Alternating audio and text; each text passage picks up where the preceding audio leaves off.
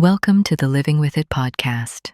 Today's episode focuses on multiple sclerosis, a condition that doesn't just affect mobility, but reshapes daily life in countless visible and invisible ways. Our guest, Caitlin Anderson, lives with MS and uses a wheelchair, giving her a first-hand perspective on the physical, emotional, and practical challenges that come with the disease. In this conversation, we'll talk honestly about fatigue, loss of independence, accessibility, and the coping strategies that make life manageable. This episode isn't about inspiration, it's about understanding what it truly means to live with it, one day at a time.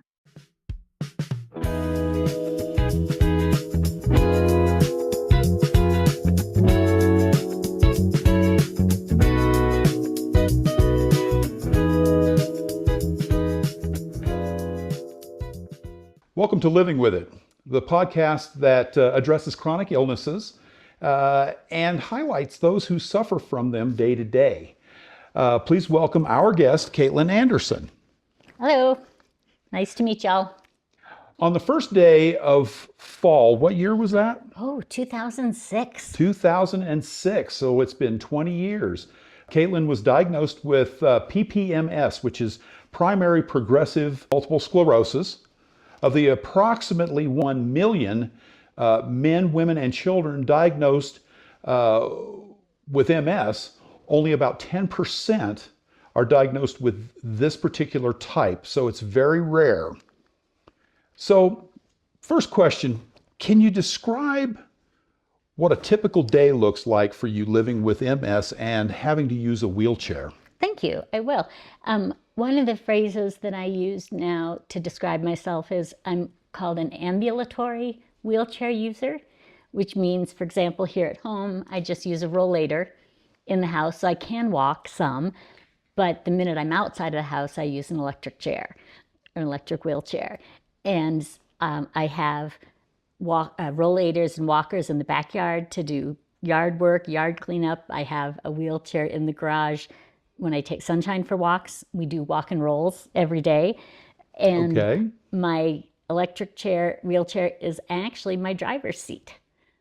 And so I have a van with a ramp that I drive in, lock it in, and actually drive from my wheelchair, which has given me a lot of independence. Sure. We'll talk about another time. I did want to read to you, because this was just an example when you say, what's a typical day like?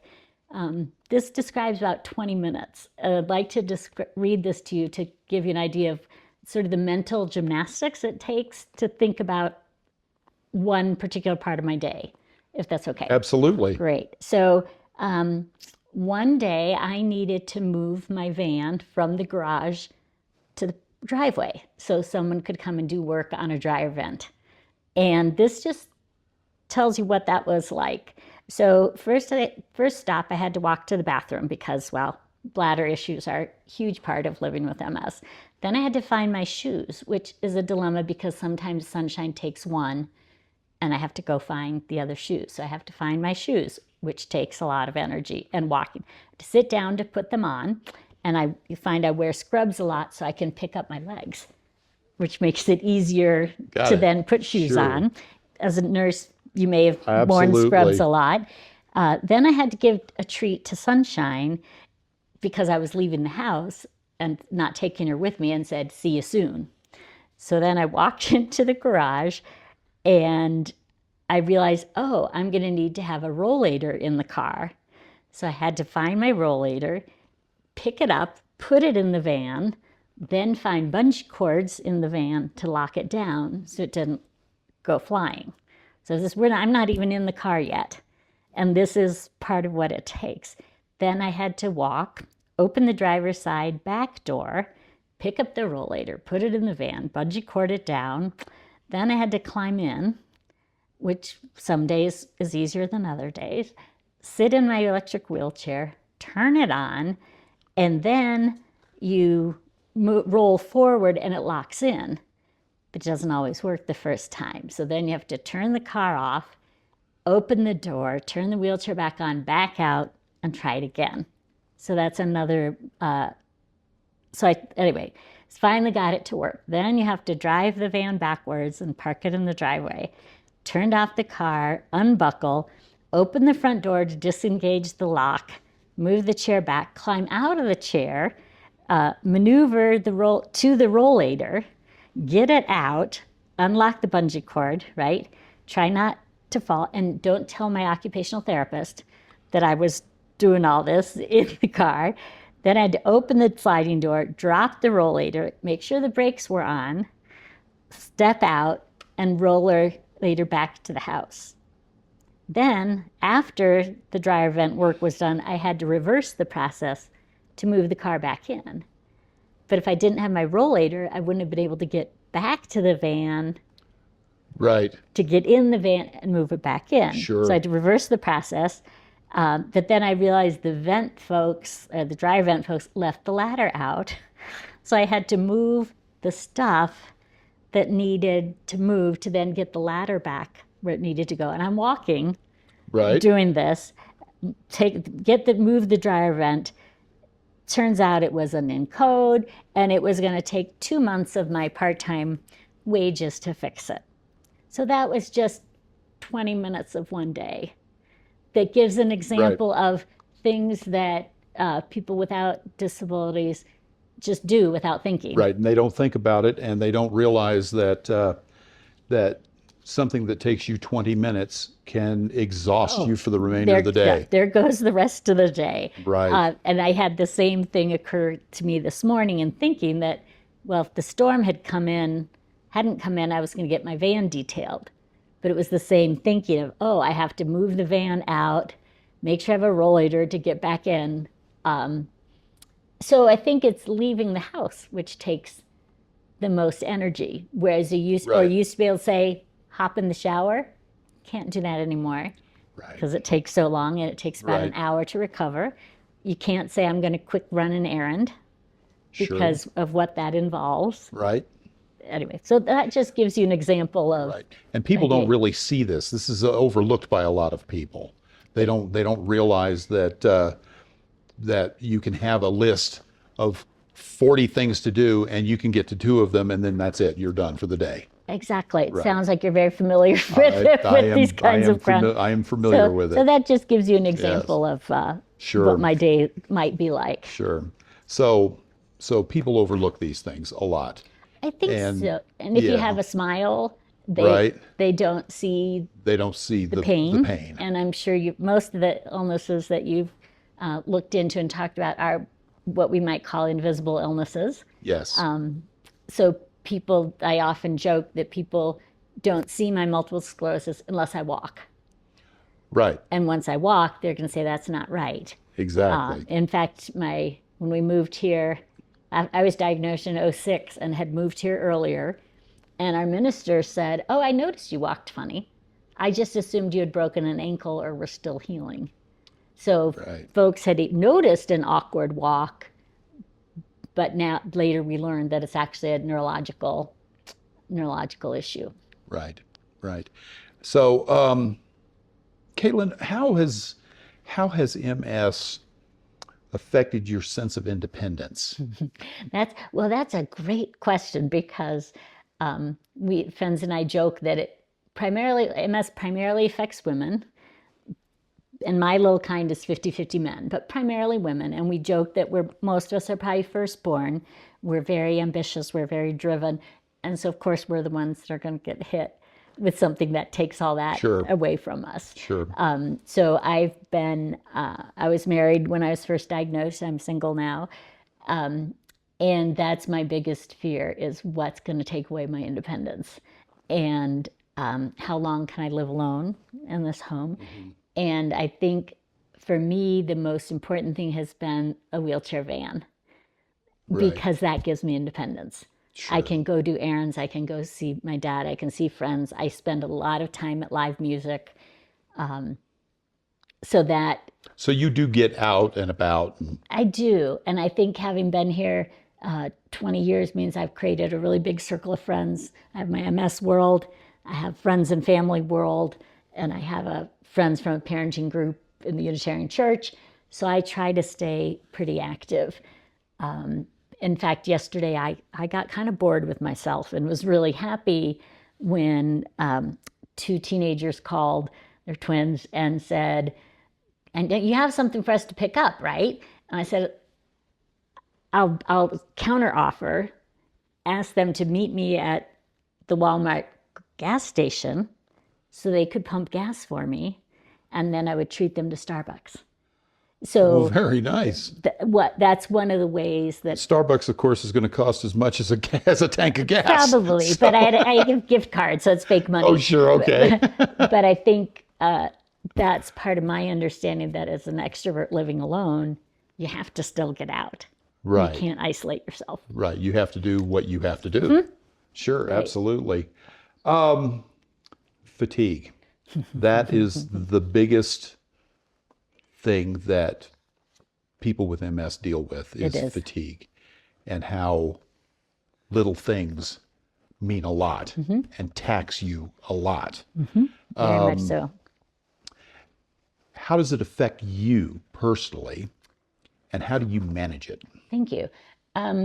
Well, I remember it affected me very, very badly at the beginning of the diagnosis. So back when I was probably in my early 40s, and it really hit, especially in late afternoons. And I found that I needed to nap, or at least lie down, watch TV, get my feet up, whichever. So the smartest thing I did was hire a driver for my daughter, because she was in 8th grade across town, and I could not be in the car that time of day, and knew it. And I think the best thing I did was hire someone to do that for me. Sure. So it gave her another young adult to interact with and be part of. And I'm very lucky, though. Recently, fatigue hasn't been so bad. So I don't know if I'm managing it better or differently or how. And I think the other thing is the classic listening to your body. Sure. And so when you feel it coming on, you have to stop. Right. And sometimes what's funny is, because it hurts me to walk, or I get fatigued walking too far, I get tired for other people when I see them standing too long. Right. Because I can't. Yeah. But I You think sympathize. Yeah, I think Sure. after 20 years, listening to your body is really. I also learned I had to limit the number of times I could get in and out of the car, even before I used a wheelchair, because of the extra energy that took.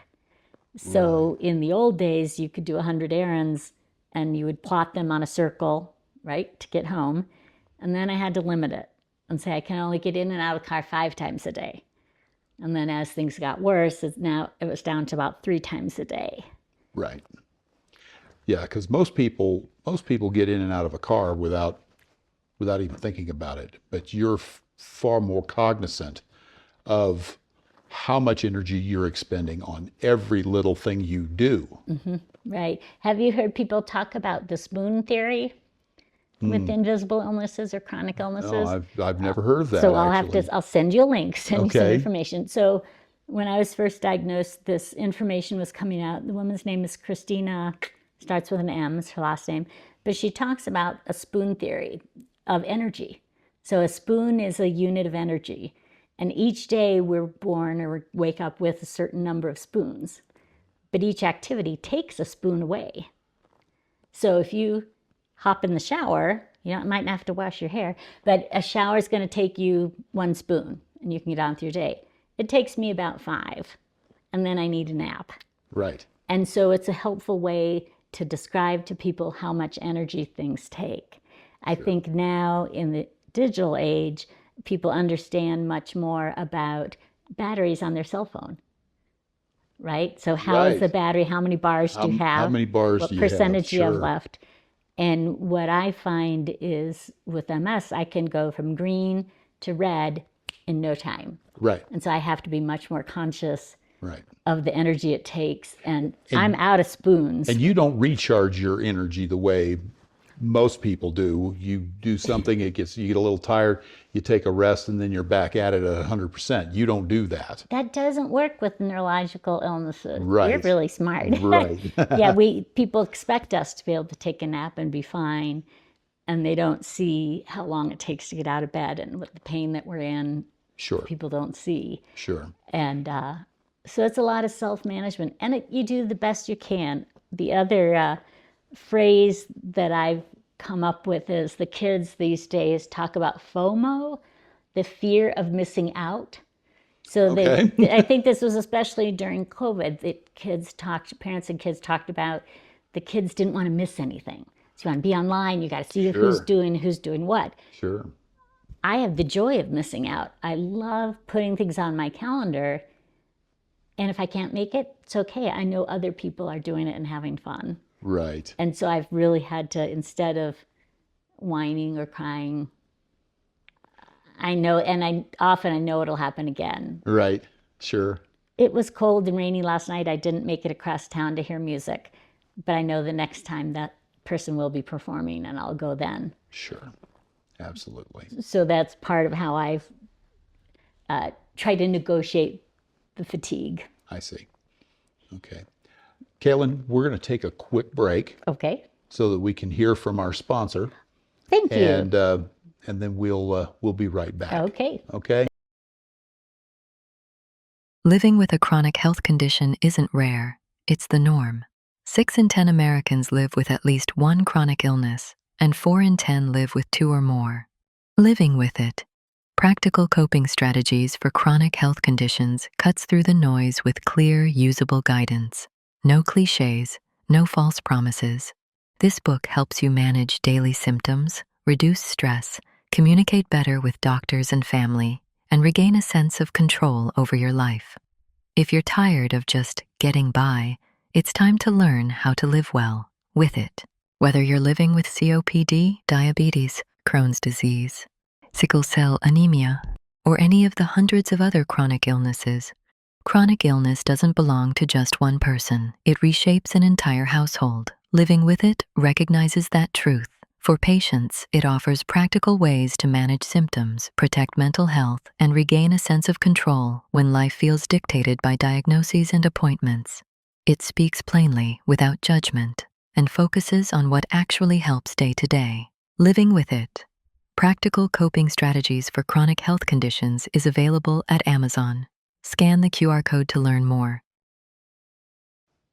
Okay, we're back. We're talking with Caitlin Anderson about multiple sclerosis, and we were talking about independence.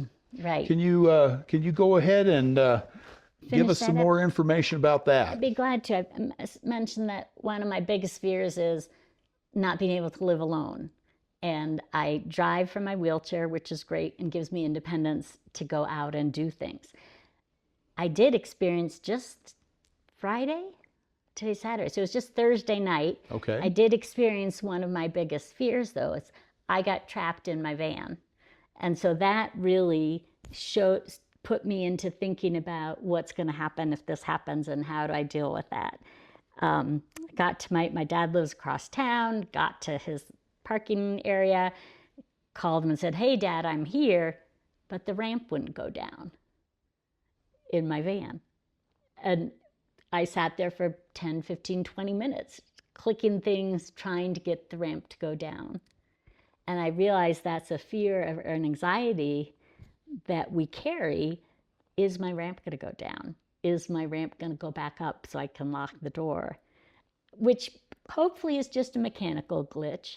Right. But I knew one way to maybe fix it, but it would involve getting out of the car, walking, pushing down the back seat, climbing into the back seat, and resetting something. Right. Which you can't do. Yeah. When you're disabled. So I realized that as much as I want to be independent and pride myself in doing it by myself, it's a struggle to realize, especially if you're used to being independent, living alone, right, to realize you might not be able to do absolutely. That all the time. Yeah. So emotional or mental challenges, would you say that they are about the same as the physical challenges are with this? Or good question. To what degree would you say that they correlate? Good question. It's easy to It's easy to get mad at your body when it doesn't work. And Right. so that's bringing emotions sort of against what isn't working, what doesn't Sure. work. And sometimes you say, my brain isn't talking, my brain is talking to my feet, but they're not listening. You have to sort of think about. So there can be a lot of anger at your body. Multiple sclerosis is an autoimmune disorder, but we don't know the cause and there's no cure. So you can spend a lot of time. Why do I have this? Why did I get it? Why did this happen to me? But that doesn't really help. Right. I think the biggest challenge for me, go through the cycles of grief that everyone talks about, but with MS, then a new symptom comes along. So you go through the So then you go cycles of through the grief cycle again. again, and then the old one comes back. But I think I've had 20 years now living with this, so it's been obviously a roller coaster. I think one of the biggest things your question made me think about is, how do we separate our identity as ourselves as a person, separate from a person living with MS? Right. And depending on where one is in one's diagnosis or symptoms or how people are reacting, that changes. And so I've spent a lot of time, I didn't pick up art till after I was diagnosed. I spend a lot of time with people that I love in the community. I need live music. And so I go by myself when I know I'm in a down spot to listen to some live music and get my spirits back up. Right. And so I think that's, I heard a wonderful interview just yesterday by John Baptiste. Baptiste is a wonderful musician, married to a woman named Suleika Jaoud, who's also an inspirational writer, creative poet, amazing woman, also a musician. And she talked about, how do we find micro joy in this world, even when our body may be challenging us. If the world feels overwhelming, it's still okay to feel joy and to find that micro joy. Right. And I thought that might be something helpful So for people to think about. You find little things in your day that that bring you happiness. I do. Good. And it doesn't work every day, but you can try to go back to that. And one example is walking Sunshine, my service dog. I call it a walk and roll because I have a wheelchair, and she's on her leash.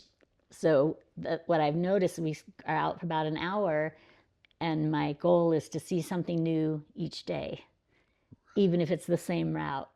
But you see the same neighbors. Maybe there's a different decoration up, or a different plant blooming, or a different car parked, a different yard being dug up. I mean, there's just, I think micro joy is something that I hope, kind of like gratitude, Right. but a way to. So having an upbeat outlook on life is help. very important. It can help. Otherwise you succumb to anxiety and depression and Right. And many of us living with any chronic illness, but especially MS, because it is a neurological illness, so depression is very common. And I highly encourage people to find support if needed, whether through a therapist or friends or a support group. Sure. Some people go to virtual support groups or hybrid or in person. And I think it's nothing to be ashamed of. And I found art therapy, which was great for me to be able to have an outlet and work on what was going hard on the days where you couldn't pull yourself back up. Sure. Yeah. How do you handle accessibility barriers, such as in public spaces or in healthcare? Yeah, that's a good question. And I actually thought of 3 things that I wanted to share about that question. The first thing I had was, I can't think of a lot of barriers. The first one that I have 2 though that I thought of. One is Great Harvest Bread Company across town. I pulled into the parking spot and there was no way I could physically get into the store.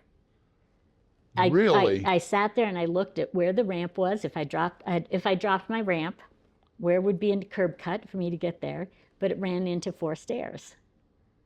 And then I realized, well, if I went the other way and went up the other way, there still was a 4-inch lip into the store. So you had no way of getting in there. I had no way of getting in. So what did I do? Stuck a $20 bill in my hand out the window and asked the first person that walked by for help. And they got the cinnamon rolls for me. Oh. So that was when, and the other one that I am dealing with daily, which the kids helped me yesterday pump my gas, is I haven't figured out how to pump gas from a wheelchair if it's your driver's seat. Because it would mean I'd have to have room to drop a ramp on the passenger side. Right. And go around. Right. Put it down. You'd have to go around.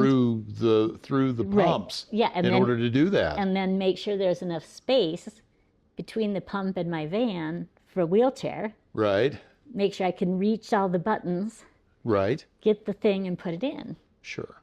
And if you push the blue people button, I call myself a blue person, nobody comes and nobody answers it at most gas stations.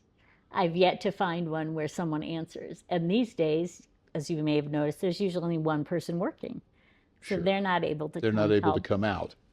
So I do the same thing. I stick a credit card in my hand out the window and wait for someone to walk by or a person to be pumping gas across from me and ask for help. And it's a shame that you have to do that. It is. And I've spent a lot of time thinking about how I could do it myself instead. Right. I haven't figured that out. So I'm giving people an opportunity to be angels. Sure. And to be helpful to someone. Yes. And I tell them, call your mom when you get home. Tell them you did a good deed for someone today. I try to educate the people about why I can't do it and what pain it is. And they say, well, look, there's a button. I say, yeah, push it, see what happens. Nothing. Right. So those are just two very recent examples of frustration. Just everyday tasks are made considerably more difficult just by physical barriers that exist. They are. And there's, I think we all know what a handicap parking sign looks like. Yes. And if you look carefully, some of them say van accessible. Yes. Sometimes people stay out of the van accessibles, even if you have a placard. Yes. And people don't realize the importance, but I'm learning now to back in so I can make sure to have my ramp on the correct side. Sure. But I'm also get frustrated if people park on the diagonals because that's where, and I just want to drop my ramp right into them, which is not my personality, but I know, but you're frustrated. I get frustrated. You're frustrated, sure, and I understand that. In 2.5 years, I've been driving with the wheelchair. 3 times I have been blocked in.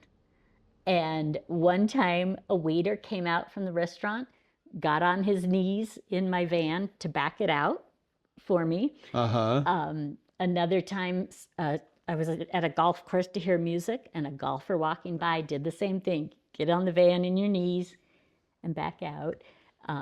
But my other rule is if there's no parking, I leave. Sure. So I save a lot of money that way. You save a lot of money that way, but that interferes with what you had planned to do. It does, yeah.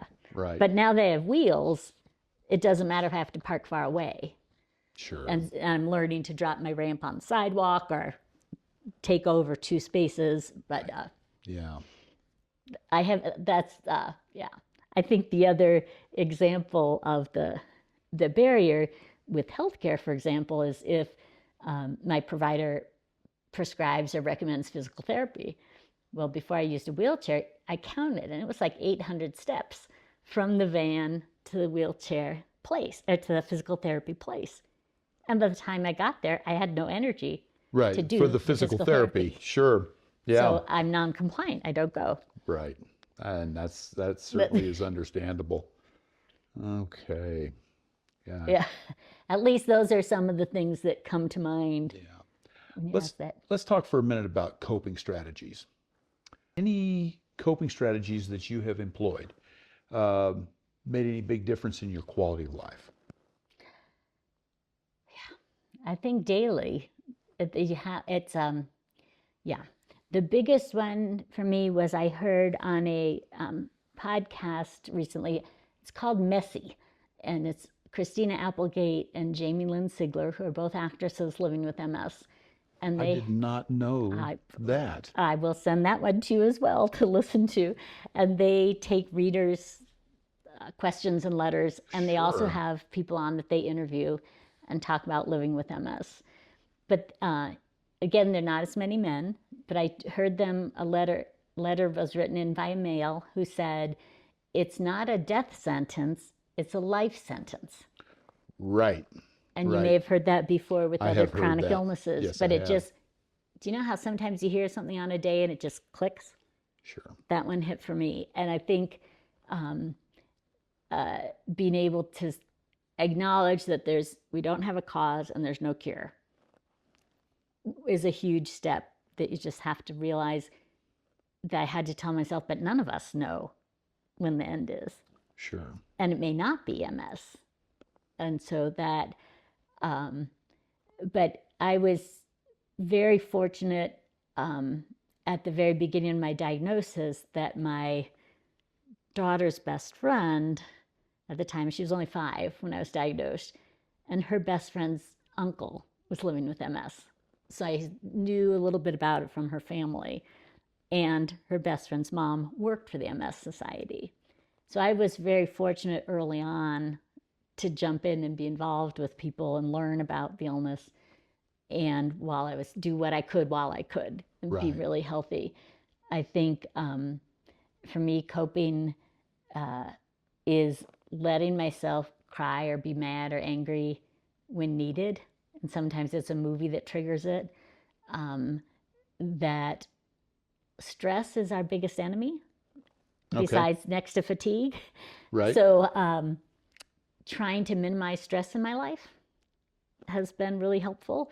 Right. Taking myself out of situations that are stressful or people that are stressful and realizing it's better not to be around that person or get pulled into something that's going on. Right.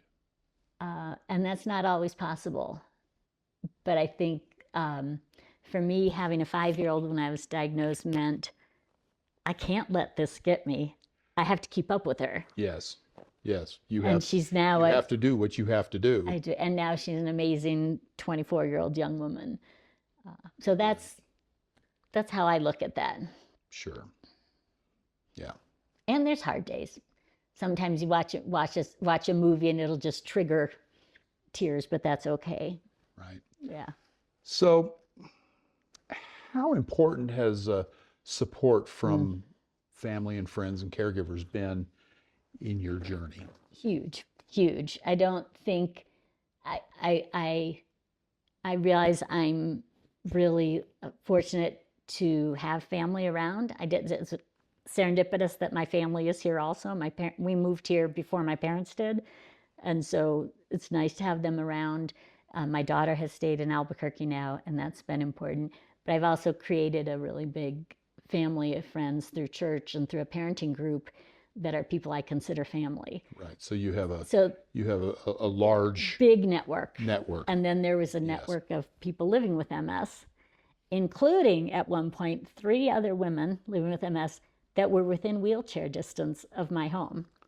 Really? They were. And one of the women I met online in a support group, and we were talking about the heat in Albuquerque and complaining about the heat in Albuquerque. Sure. And I said, "Oh, where do you live?" "Oh, you won't know. I'm way out west of town." "Oh, me too."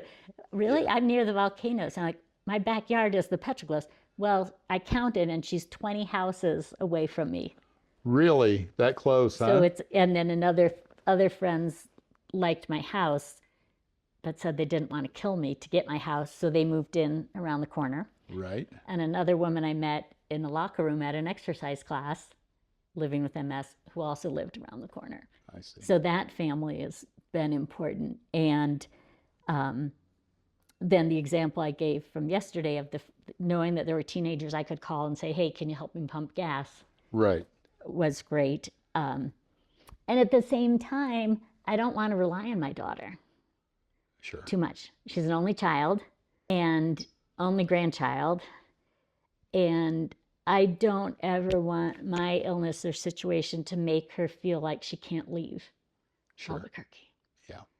And that makes you want to be independent and, Right. I don't Right. want to rely on her too much. Sure. So that's an interesting parenting thing that I think Right. promotes my wanting to be independent too, is not wanting to. So it really alters family dynamics. I think so. I think so. And I'm seeing it a lot right now because my father's been ill, and he moved from his home to a senior living apartment. They thought I should move in too. So I'm not ready. And he started with back pain the first day he moved there. Well, I had already ordered a rollator for me to leave at his apartment, so I could leave my big wheelchair in the hallway since it's a little apartment. Right. Well, he thought I ordered it for him. Sure. And so I think having been an early adopter of devices, he's seen me for 20 years Right. go from a brace to canes to walking sticks to scooters to wheelchairs to bringing sunshine into my life, to flying with sunshine, to clinical trials at the NIH. So he's seen that journey, which is then helping him. Right. Whereas you hear sometimes people resist Yeah. adaptive devices or accessible things. He didn't, because he'd seen me go through it. Right. And you don't think about that setting a lesson, I guess, or sharing. I don't have a caregiver at this time. Sunshine helps. I have a rule that if I fall, I shouldn't say if, when I fall, if I can't get back up on the second try, I call for help. So I have friends that can get here in a certain number of minutes to help. But that's sort of that worry of, I don't have a physical caregiver that comes in. So do you have like a life alert that you carry with you? I have so that it. it's with you all the time? Well, theoretically. Theoretically, okay. And maybe other people say that too. But in addition, the phone has fall alert on it, and it's supposed to help. Okay. And Sunshine can pick it up and bring it to me if Oh, I very fall. good. And Very she good. does. And she's trained she to does do that. That's and wonderful. I'm learning to use. I need to learn the Alexa technology. Sure. Because there's a program where you have Alexa machines around the house that can do the same thing. They can do it. Sure. Yeah. And someday there may be a caregiver here, but Right. Okay. but that's a tough one. So, healthcare providers, what do you wish that they better understood about your condition that clearly they don't? They don't. I think the first one, and I may have, this may be a repetition, and this is even my MS healthcare providers, is that they don't understand that they can't just say, well, why don't you just go do physical therapy? Right? Because just go do physical therapy means time and energy and money. Right. And in your case, just go wipes out all your energy, and so physical therapy can't even happen. Exactly. Right. Or go exercise. Well, when I was younger and not as far progressed in the illness, I swam and would do aqua aerobics. But again, I counted one day the steps from the car to the locker room, the energy to change into my swimsuit, walked out to the pool, and then do an hour of exercise. Right. And then repeat the whole thing. Sure. It's also a luxury I wasn't working, so I had the time. But if folks are working and raising families, how can they say, just go do physical therapy? And one place I went, there's no handicap parking. I had to park so far away, even with your chair. It was busy, and the stress that it took, and the $50 when you're living on a limited income. How do you have a place that provides physical therapy that doesn't account for wheelchairs, crutches, walkers? They should just have only blue people parking. You would think, yes. They would just, the time the class was, it would all be full. Right. Sure. So Okay. that's the main thing. I think they can, with all good heart and good intention, say, well, Caitlin, why didn't you do this physical therapy? Why don't you just go do exercise classes? And that just do Sure. isn't as easy anymore. healthcare providers, unless they are specialized, like neurologists. Neurologists understand your disease progression. Right. Social workers, life care planners will know what you have to do to deal with it. Or occupational therapists. But putting those two things together is the important thing. Right. So I would think that you need somebody who knows Sorry. both the disease and what it does to you. Yeah, yeah. I think what I find interesting is a lot of folks will say, well, I wish my neurologist had MS so they would understand. But I'm not sure that's necessarily the answer, because not everyone can have what we're dealing with. Sure. I think that my primary care physician does not have MS, but she has a neurological something. Right. So that gives her a little more empathy, which made me want to stay with her. Right. Right. And I rely on my specialists, I think, more than others. I also realize I have a lot of advantage in that English is my first language.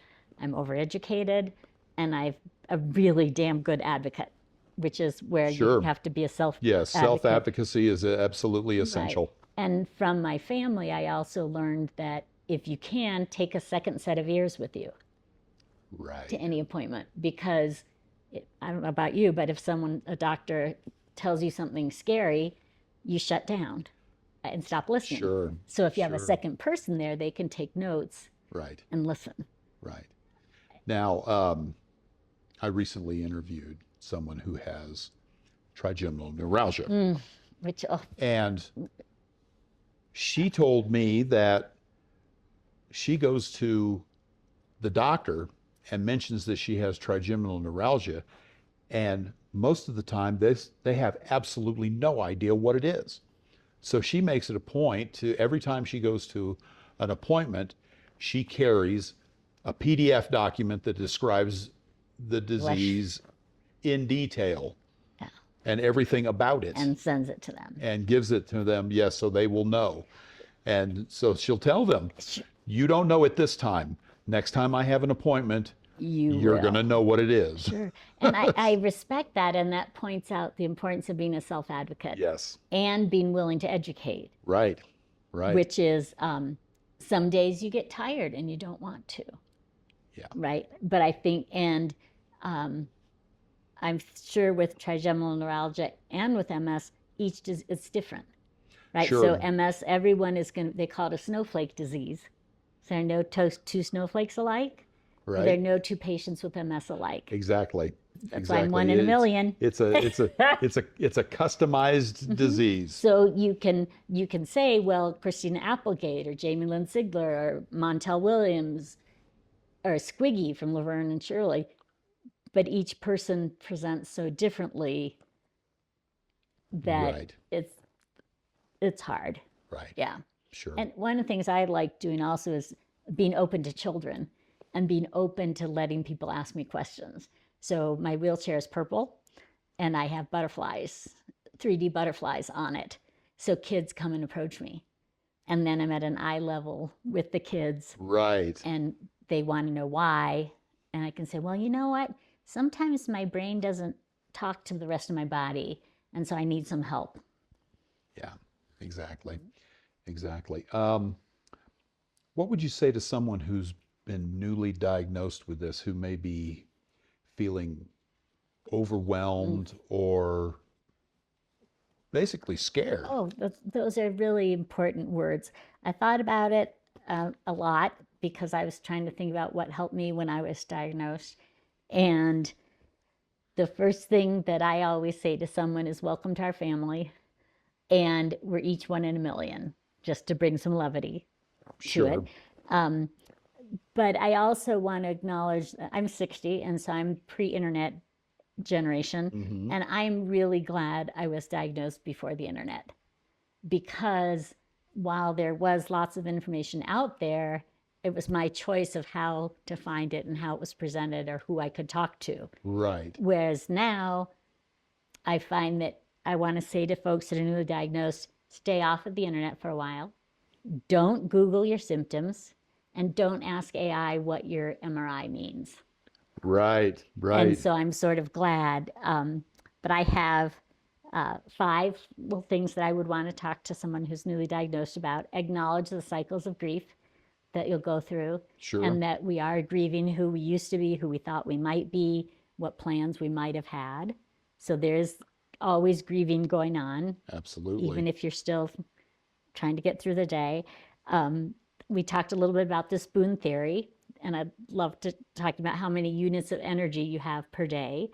And sometimes I talk about red lights and green lights and yellow lights, and it can be a green light day. And if it's a yellow light day, in Albuquerque, you hit the gas and you go through the light. But if I do that, the next day is going to be red. Instead, if I pay attention to a yellow light in my body, stop, Right. I might have a green day later. Sure. Or we talked about, and I think that helps people understand energy. The third thing I want to say is you have to think about your learning style and how do you learn? Do you learn from people? Do you like reading? Do you like listening? And what's going to help you the most Sure. to get through this? Right. So there's a wonderful book, and it's old, but it's still helpful reading, called MS for Dummies. And many of us are familiar with the dummies format, the yellow Right. The books yellow with the stick figures. Yep. Yeah. And the stick Got it. figures and the cartoons are really funny. Yes, they And are. so that helped Yes, me a they lot. You may have read one of Right. the MS book, or one of the For Dummies Oh, books. sure. So Absolutely. I think that's pretty hilarious. Yeah. And then in addition, now there's so much information on the internet, whether through the National Multiple Sclerosis Society or other groups. But in addition, there's at least one podcast that I think people might find helpful called Messy, Messy, which is with Christina Applegate and Jamie Lynn Sigler. And they take letters and questions from the audience members, and they also interview folks that might be living with MS or a Right. doctor or someone. And they are just brutally honest. And I think that something like that can give hope, but you can also hear really what it's like. Sure. Now, I yell at my radio a lot when I listen Right. because they're both pretty privileged and they may have resources that I don't have, Right. but I can always find something helpful. And resources is an important thing. Very important. Yeah, we didn't talk about resources, but that's part of living with a chronic illness. I don't think physicians understand. I don't think our families understand. I don't think the world understands how expensive it is to have a chronic illness. Right. Whether it's having a modified van, whether it's having to have groceries delivered, whether it's the cost of our medications, the cost of PT, the co-pays to go do all the PT they want us to do. So we learn to be as careful as we can with our resources, or find ways to pool and help each other out. Sure. Yeah. Right. Right. So those are some things I would want to talk to. And with care. I mean, some people are scared and they don't want to talk. Yeah. And you let them know you're here if they want to talk. Right. But I would want to say stay off the internet for about a month. Sure. Sure. Except for listening to this podcast. Except for right. Right? Well, the purpose of this podcast is to help people Right. cope with their condition. That's right. And I'll tell you, I really feel privileged to be able to present that side of things. Thank you for taking the time and Absolutely. creating this platform. Oh, sure. And I hope I was able to give some things that people don't usually think about or Oh, might I'm not sure see. you did. I'm sure you did, because this is an area that is rarely touched upon. At least not touched upon to the point where it needs to be. As you were saying about resources. Now, we'll talk a little bit about resources right now. There are people who have vast resources, and there are people who have almost no resources. Sure.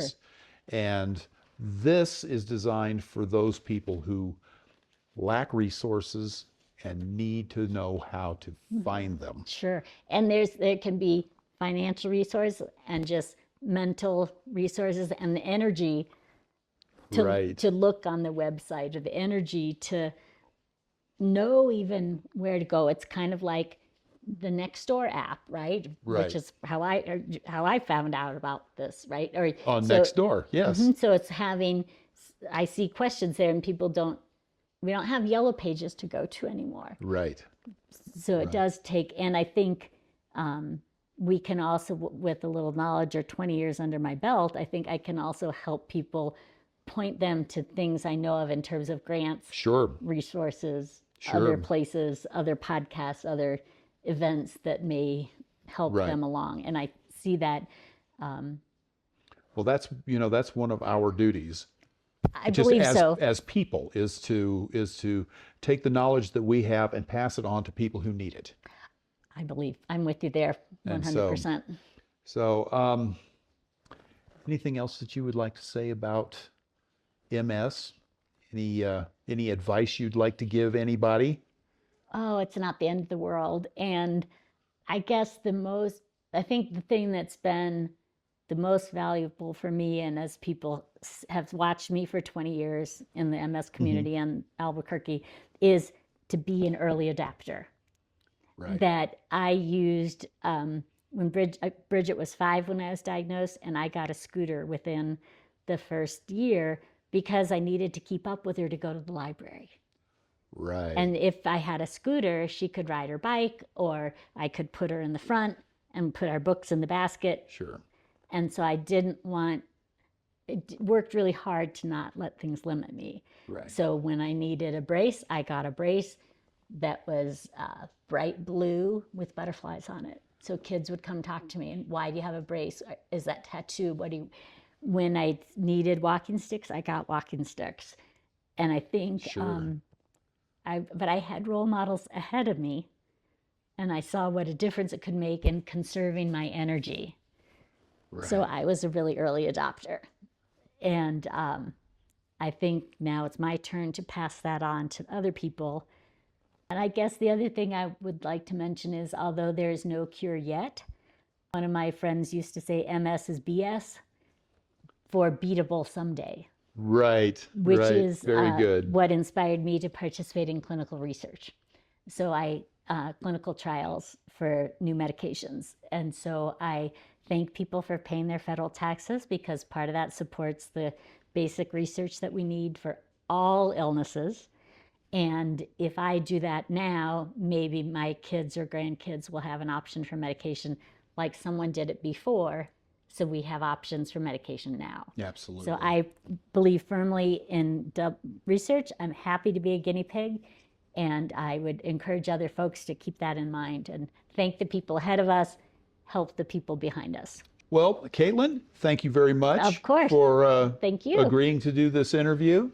And I want to let everybody know that if you need more information on multiple sclerosis or on really any chronic illness, drop us a message in the section below, and don't forget to subscribe. We're a new channel, so we've got no subscribers as yet. You could be the first, and we're going to leave it at that. And take care. We'll talk to you later. Thank you. For more information about multiple sclerosis, visit the National MS Society at www.nationalmssociety.org.